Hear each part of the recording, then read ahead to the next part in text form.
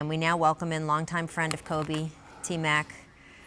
I appreciate you joining us from your home in Houston, Texas, and just hearing Kobe's voice like that, razzing you back and forth the way you guys always did. What's going through your mind?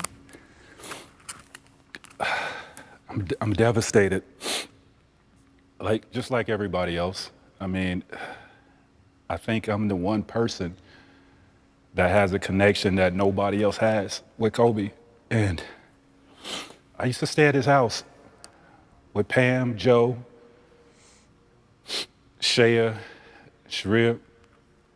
And, I just remember us the minute I walked through those doors, like it was just an instant bond. And, the stories that I could tell, being in there, him watching karate flicks and watching Michael Jordan home videos, and he would watch a certain part, pause and rewind the tape, and I was like, what the hell are you doing?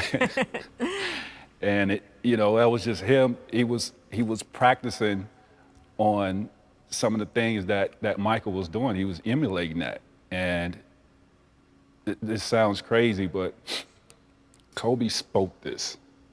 He spoke this. He used to say all the time, I want to die young. And really? I thought he was he used to say, I want to die young. I want to be immortalized. And, I want to have my career be better than Michael Jordan, and I want to die young. And I just thought he was just so crazy for saying that. And when I got the news yesterday, I had a dance with my daughter yesterday at my wife's event, and they came and told me the news, and I just couldn't believe it, just like everybody else. But I'm devastated. I can't even imagine in those pictures into young teenage Kobe that, as you said, you have, because he felt you were his contemporary and it was someone he could let in a way that he really couldn't let anyone else in those years. And yes, hearing you say, oh, I want to die young, I want to be a legend, that's totally in line with young Kobe. But older Kobe, the Kobe that you and I spent the last year watching, the 41-year-old Kobe, he wanted to be around, especially for his family. Can you tell me a little bit about just the way you guys have reconnected recently? And I mentioned earlier in the show, these AAU tournaments, it's not only texting and calling and the joking around, but then you would be at these tournaments together and you'd be the dad's club, right? Yeah, and clearly that statement was way before kids. Yes. And I'm sure, once he had kids, he didn't have that mindset. We go through our careers. Let me just back up. Maybe my first 2-3 seasons, I probably wouldn't have made it through those seasons if it wasn't for Kobe, because he came in a year before me, same footsteps, straight out of high school. And, he went through some turbulent times in his rookie season, and same with myself. I used to call and lean on him for advice all the time, and he would give me that advice because we were brothers. And I went on, played for the Magic. He was playing for the Lakers and playing for championships. And me over here, I'm competing, trying to win scoring titles because I'm not competing for championships. And our relationship kind of got lost because of his mindset and what he was trying to accomplish, and I was over here. And we go and play, our careers, and here we are. We have kids, and we're reunited, through AU basketball because of our kids. We're coaching our kids, and that connection, just reconnecting with him and bringing back those old memories, going out to watch his kids practice. And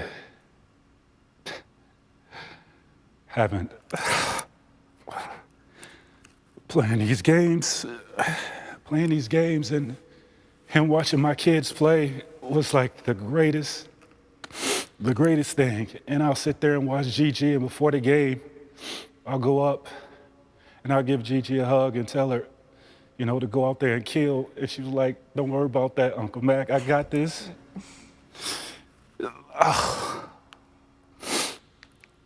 And she was special, man. She was special. She was built like Kobe. Her mannerism, everything. I mean, just to watch her play was like watching a young Kobe. the move. She had a fadeaway at 13 years old. I'm watching this girl, and it just looks like her dad out there. I'm like, damn, she's going to be special. And she's not going to get that opportunity.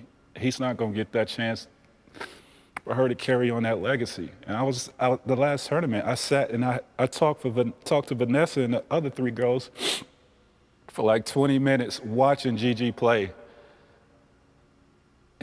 And my heart just goes out to Vanessa and those girls, and Pam and Joe, Shea and Sharia. I mean, this is hard, man. This is hard. And that's the thing, right? That we feel so much, because Kobe was a basketball player and a public person, but he was a father and a husband and a brother. And Trace, I got to tell you, I rest a little bit easier knowing that you, your wife Clorinda, are going to be there to help take care of Vanessa going forward, because she is going to need it. I can't even imagine. Mac, thank you so much for being with us. We appreciate you. I will see you soon. And we all feel it. And the way you described your friend, you did such a service to him, as you always have. Thank you. Thank you.